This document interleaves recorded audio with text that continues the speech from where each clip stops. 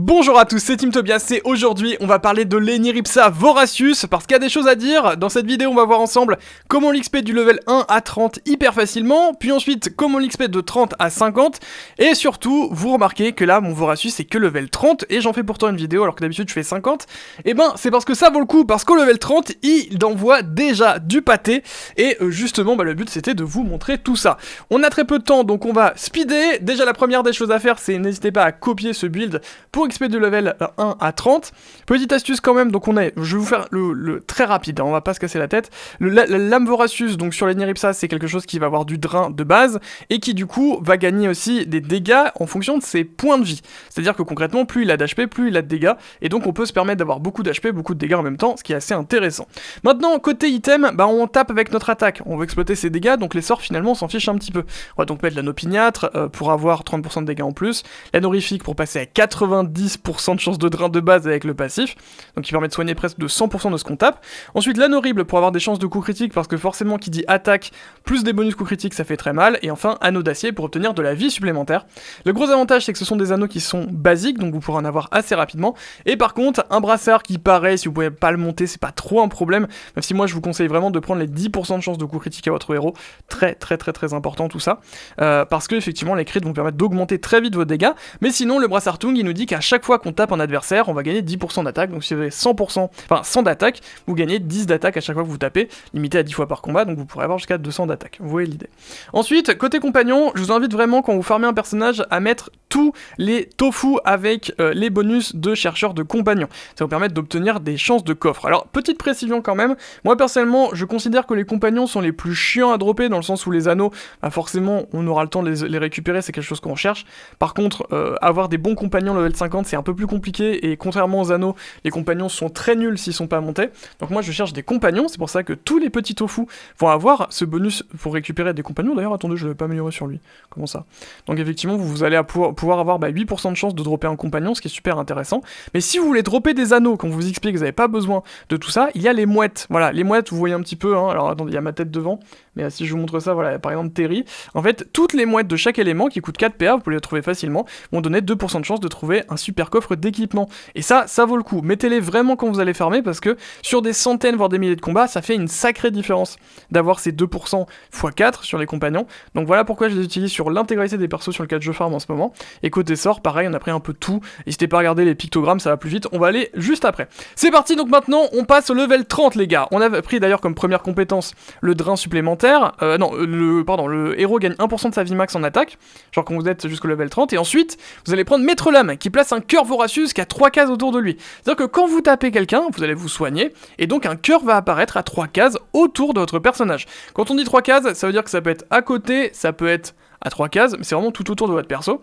Et si vous arrivez à vous déplacer sur cette case-là, eh bien vous pourrez rejouer votre tour et remettre des patates. Si vous n'y arrivez pas et que le cœur n'est pas actif, donc vous marchez pas dessus, eh bien le cœur va se détruire et infliger 30% de votre attaque, donc ça permet de faire des dégâts en zone. Mais ici, le but c'est de marcher dessus le plus possible. On va utiliser donc le Papy Brassard. Papy Brassard, vous le connaissez avec le Xelor Taco, ça permet quand vous tapez d'avoir un sort qui vous permet de vous téléporter à 2 cases. Et donc, qui dit se téléporter à 2 cases, dit pouvoir récupérer au moins les cœurs en fait qui sont au sol, qui sont à 2 cases ou point, donc c'est super intéressant si jamais vous voulez mettre des petites patates. Mais surtout, deuxième avantage hyper important, pour les cœurs qui arrivent à 3 cases, si vous faites un coup critique, vous avez le sort reflet de poussette, qui repousse de 1 case, qui peut être utilisé sur vous-même. Donc dans ces cas-là, si vous faites un coup critique, vous pourrez, quoi qu'il arrive, atteindre la case qui vous intéresse et donc rejouer jusqu'à 3 fois et donc mettre 3 coups par tour. On rappelle qu'on a 90% de chance de drain du coup avec l'anneau qui donne 40% et celui-là, l'anneau horrifique et notre passif. Donc vous pourrez taper 3 fois les adversaires par tour, donc infliger à peu près du moins 200 x 3, ce qui veut dire que vous allez régénérer du 600 dans un combat, ce qui n'a aucun sens et va vous permettre d'être très fort. Pareil, attention quand même, si vous voulez déclencher à 100%, il faut vraiment avoir beaucoup de coups critiques, il va falloir optimiser tout ça. Là j'ai 35%, ce qui est acceptable, parce que on a quand même une chance sur 2, enfin même 2 chances sur 3, d'avoir un cœur qui est accessible juste avec la téléportation du Papy Brassard. Mais si jamais, eh bien, le cœur que vous allez déployer arrive à 3 cases de vous, il faudra forcément faire un coup critique si vous voulez l'exploiter. Donc vous êtes un peu dépendant des coups critiques sur certaines choses, ça dépend un peu plus de la chance ici, et c'est pourquoi si vous voulez tout ça, il faut augmenter les coups critiques, c'est très important pour obtenir le reflet de poussette avec le papy brassard. Bref, moi, niveau anneau, il y a 2 choses assez importantes et je souhaitais quand même vous en parler.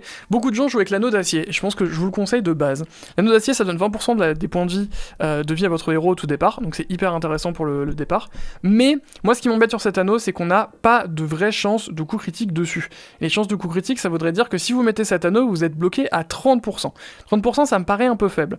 Du coup, je pars sur autre chose, qui est l'anneau des âmes, qui lui va nous donner un bonus vie à notre héros de base, donc on va perdre 20% quand même, va nous donner aussi un bonus d'attaque, ce qui est intéressant, on va pouvoir l'utiliser, mais surtout on a 5% de chance de crit supplémentaire qu'on va pouvoir utiliser, en plus d'avoir un autre bonus d'attaque que là j'ai pas encore pris, en fonction du level d'équipement. Plus, vu que vous tapez 3 fois par tour, vous allez forcément tuer des gens plusieurs fois. Donc si vous tuez une personne, là le bonus de l'anneau s'active et met 25% de votre attaque sur tous les adversaires. Donc si vous avez 200 d'attaque, vous mettez du 50 sur tout le monde. Donc c'est intéressant parce que vous pouvez le déclencher plein de fois. Et je pense notamment quand il y a des petites invocations, quand il y a des petits trucs sur le terrain, etc., bah en fait, c'est super intéressant, ça va permettre de clean aussi les choses qui peuvent apparaître. Ça peut permettre aussi de retirer sur l'île des Tofu leur état envolé. Bref, je pense que vous voyez l'idée. Voilà, ça fait beaucoup d'explications, c'est super tout ça, mais comment ça se passe? Pareil, on a les mêmes compagnons, donc ça ne change pas. Côté équipement, on a vu ça ensemble. Côté passif, je vous ai montré. Maintenant, côté sort, vous allez voir que les sorts ont pas mal changé par rapport à avant. Bah en fait, c'est simple, on ne veut pas utiliser de sort, on veut simplement taper, se téléporter sur notre glyphe cœur et retaper en boucle pour tuer les adversaires. Donc il faut pas que notre main soit pleine. Le problème c'est que du coup, vu qu'on utilise déjà toujours repositionnement tactique qui coûte 1 PA par tour, en fait parfois on va tout simplement... déjà on l'utilise 3 fois par tour, donc on utilise 3 PA. Donc si on a des sorts qui ont plus de 3 PA, parfois on n'arrive pas à gérer notre main, et notre main s'augmente, ce qui fait qu'au final vous êtes un peu perdu. D'ailleurs, bon, Anastomos c'est pas mal aussi, ça donne 2 points de mouvement. J'allais dire, il coûte un peu cher comme sort, je pourrais peut-être le modifier. Mais c'est vrai que sur les tours 1, si jamais t'as envie de frapper, ça reste du déplacement intéressant. Bref, on est bon. J'ai pas gardé tous les sorts de l'Eniripsa aussi, si vous voulez me dire en commentaire s'il y a peut-être un sort qui change un petit peu. J'essaye d'économiser aussi les points là-dessus, je suis persuadé qu'il y a des solutions pour avoir des sorts de déplacement, mais je me dis qu'avoir des points de vie, c'est des dégâts. Donc, à vous de voir. Pareil, je suis sûr qu'il y a peut-être certains sorts qui peuvent être intéressants. Bon, les trêves de blabla, ça fait déjà pas mal de temps qu'on discute. On va passer directement là où XP. Et moi, perso, je préfère XP au 82 des cochons. Pourquoi? Parce que les cochons sont assez simples à voir venir.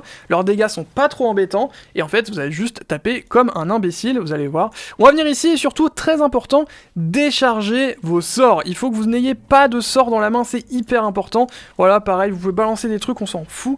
Il faut que vous n'ayez rien dans votre main parce que n'oubliez pas, quand vous allez avoir reflet de poussette plus le sort de repositionnement avec le papy brassard, eh bien vous aurez 2 sorts dans votre main. Si vous ne pouvez pas avoir les deux, eh bien vous serez dépendant, vous ne pourrez pas rejouer vos tours. Donc le mode deviendra beaucoup moins intéressant. On va taper ceux qui tapent à distance, c'est quand même un peu mieux. Regardez, on a une glyphe qui est mise par là, et là malheureusement je ne vais pas pouvoir rejouer mon tour. C'est la faute à pas de chance, ça arrive pas souvent, voilà. C'est la faute à pas de chance, mais ça arrive, effectivement. Pourquoi? Parce qu'en fait, j'ai pas crit, donc j'ai pas le reflet de poussette pour me TP puis me repousser là-bas. Mais surtout, on a 2 chances sur 3 que normalement le cœur soit à proximité. Donc ça peut arriver de faire des tours à vide, c'est les pires tours que vous pouvez avoir. Après, côté statistique, logiquement, vous n'êtes pas censé tomber dessus, ça c'est moi, hein, d'accord. On a vu hier en stream, j'ai fait des combats hier soir, et j'ai droppé l'équivalent d'un Vulbis, on a fait une chance sur plus de 1000 et quelques, j'ai fait 10 no crit d'affilée avec 50% de chance de crit, c'est le plaisir. Hein. Voilà, là on a un petit crit, donc on est garanti d'avoir un tour supplémentaire. Encore, on n'a pas eu de chance, on a encore le nouveau cœur, mais c'est pas grave. On vient ici, et on se repousse sur le cœur, et hop, on peut rejouer. On va remettre une patate, qui cette fois crit, donc on va pouvoir encore une fois rejouer. Toujours pas de chance, c'est encore à 3 cases, mais c'est pas grave. D'où l'importance des crits dans le build, hein. C'est vraiment pour ça que je vous dis que les crits sont très importants. Et là, on ne va pas recréer d'éléments supplémentaires. Pourquoi? Parce qu'en fait, c'est limité à 2 par tour. Les glyphes, sinon ce serait trop pété, vous aurez sur le papier, si vous avez de l'argent, jouer à l'infini. Mais comme vous pouvez le voir, on a déjà mis, alors que nos items sont pas trop améliorés, qu'on pourrait augmenter nos dégâts critiques, etc. On vient de mettre des solides moins 700 dans la tronche des adversaires, et ça va monter plutôt à des 500 par coup quand vous serez bien stuffé. Pareil, vous pouvez prendre, si vous voulez un peu plus d'attaque, prenez l'anneau qui donne 20% de points de vie. Là, j'ai mis le légendaire, j'avoue que le légendaire, c'est un peu du troll, parce que le vrai souci du légendaire, j'ai pas crit encore, hein, vraiment pas de chance, pas crit et 3 cases, hein, le plaisir bien sûr. J'ai mis celui-là, mais il est pas monté, donc pas monté forcément ça a pas d'impact, hein, ça a pas d'impact particulier. Donc effectivement, mettez plutôt l'anneau d'acier en attendant d'avoir cet anneau légendaire au maximum qui pourra débloquer certaines situations, voilà. Bon là j'ai 450 points de vie, on prend quand même certaines patates, hein, faut pas déconner quand même. Mais bon, on n'a pas eu beaucoup de chance aussi, on a les cœurs qui se mettent... Non mais c'est une blague là. Je sais même pas si j'ai envie de j'ai envie de recommencer, mais après, dans les vidéos, je préfère quand c'est un peu plus... Je préfère quand c'est un peu plus authentique. Après, attends, si je me soigne... Attends, si je me soigne, ça refait une glyphe. Ah, voilà, bah oui, non, mais en fait, c'est encore plus simple, pardon. Excusez-moi, si vous avez pas la glyphe, bon, on s'en fout, finalement.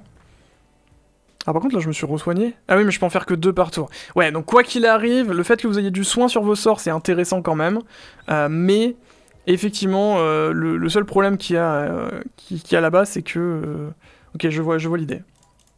Par contre, effectivement, avec reflet de poussette, etc., vous avez vraiment la capacité de vous déplacer sur le terrain, et donc contre les monstres de niveau 100, ce sera encore plus intéressant quand vous serez level 50, hein. Ça c'est super. Mais effectivement, j'avais pas vu ça à côté, donc encore un point positif, c'est que vous rejouerez souvent 2 fois par tour. Avoir 2 chances sur 3 qui se déclenchent 2 fois par tour, faut pas déconner non plus.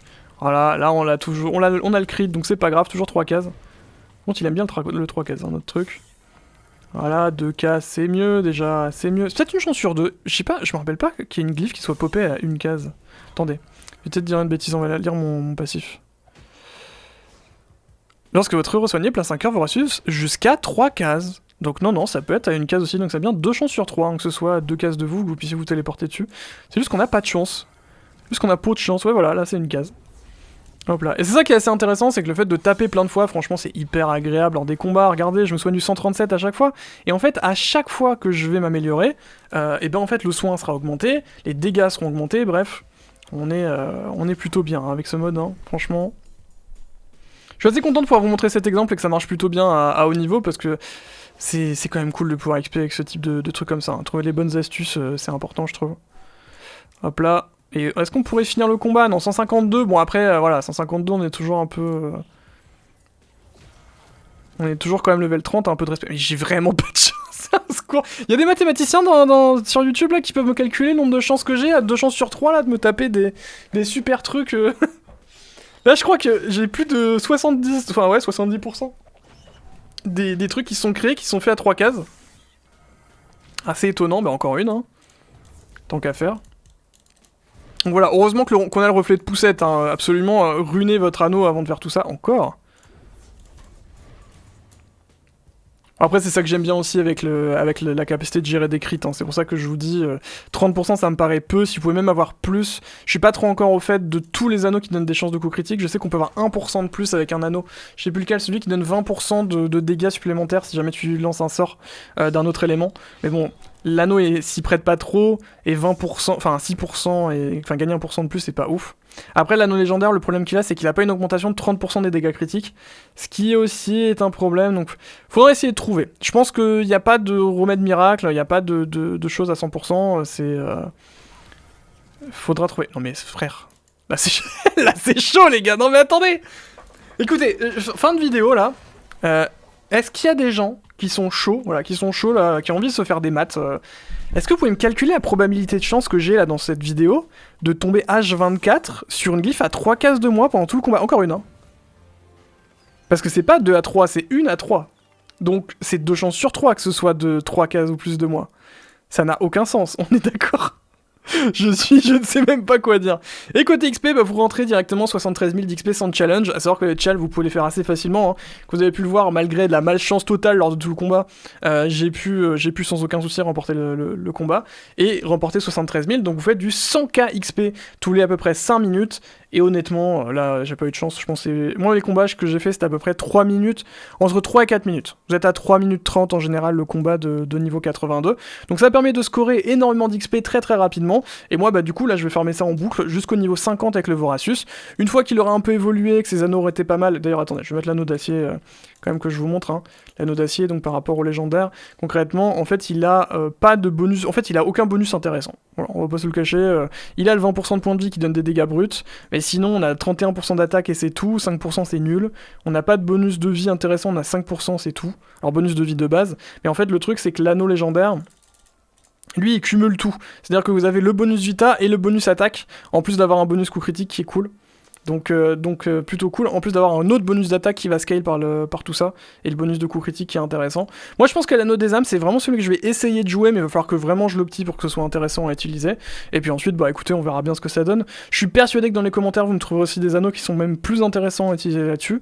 Donc bah n'hésitez pas, encore une fois, on s'améliore tous ensemble, et je vous remercie d'être une communauté adorable. Je le dis sur toutes mes vidéos, mais faut que je le dise les gars, faut que je le dise. Ça fait 10 ans que je fais du Dofus, et que concrètement c'est dur les commentaires, faut se battre à chaque fois. Le simple fait que tout le monde ait envie de faire évoluer un peu tout le monde, c'est un bonheur absolu, je vis ma meilleure vie. Donc merci à tous. N'oubliez pas de vous abonner, de mettre un pouce bleu sur cette vidéo, c'est assez important, la chaîne part de zéro. Donc si vous voulez mettre en avant ce type de contenu, allez-y, ça ferait grave plaisir. Vous cassez pas la tête si vous avez la flemme, hein, je comprendrai aussi. Mais voilà, n'hésitez pas. Merci infiniment à tous et je vous dis à la prochaine.